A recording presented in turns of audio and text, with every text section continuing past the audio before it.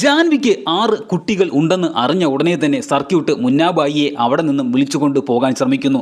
Circuit ആരാണെന്ന് ജാൻവി ചോദിക്കുമ്പോൾ ഞാൻ പ്രൊഫസറുടെ സ്റ്റുഡൻ്റ് ആണെന്ന് സർക്യൂട്ട് സ്വയം പരിചയപ്പെടുത്തുന്നു.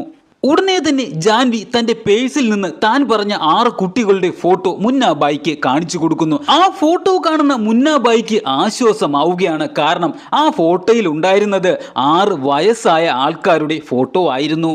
മുന്നാബായി ചോദിക്കുന്നു, നിങ്ങൾ പറഞ്ഞ ആ 6 കുട്ടികൾ ഇവരാണോ എന്ന്. ഇത് കേട്ട ജാൻവി പറയുകയാണ്, അതെ, ഇവർ 6 പേരുമാണ് ആ കുട്ടികൾ.